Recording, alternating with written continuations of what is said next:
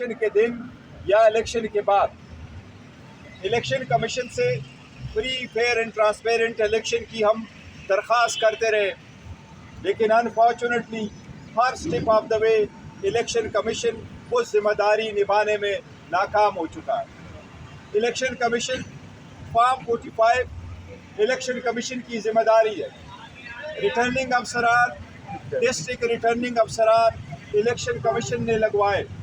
ये इनकी जिम्मेदारी थी कि उसके मुताबिक रिजल्ट बनता। अब चूँकि हम मुतालबा करते हैं कि उसके मुताबिक फॉर्म 45 के मुताबिक नतीजा हस हो, लेकिन मौजूदा चीफ इलेक्शन कमिश्नर के साए तले ये आज़ादाना तरीके से नहीं हो सकता। चीफ इलेक्शन कमिश्नर चूँकि मुतनाज़िया हो चुके, वो free fair and transparent election कराने में नाकाम हो चुके, लिहाजा आज खान साहब से मुलाकात के बाद पाकिस्तान तहरीक इंसाफ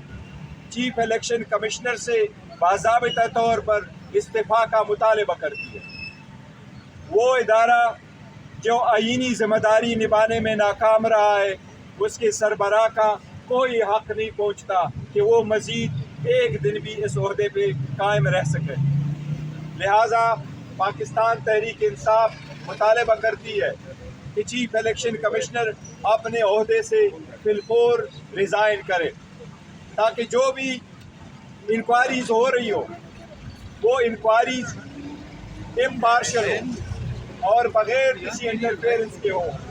और रिज़ल्ट जो मुतय्यन कराने हैं वो सही रिज़ल्ट उस मैंडेट के मुताबिक हो जो आवाम का मैंडेट है। उसके साथ ही साथ जो कमिश्नर रावलपिंडी ने स्टेटमेंट दी है,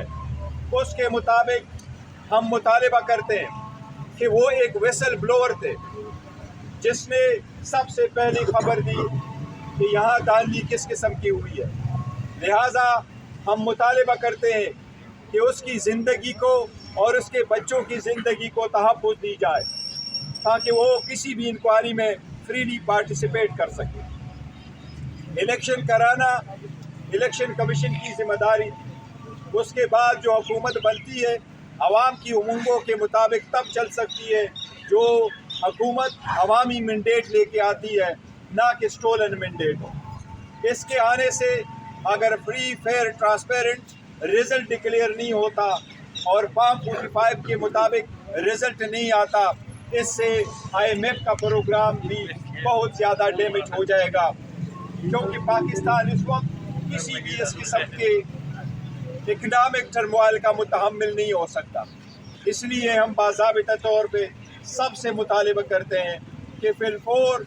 फॉर्म 45 के मुताबिक नतीजा 47 आज़ किया जाए, जो 80 सीट्स जिसके हम फैक्ट फिगर देख चुके, उसके मुताबिक आप इलेक्शन डिक्लेयर कराएं और उसके बाद कौमी असम्बली का इजलास आप बुला लें।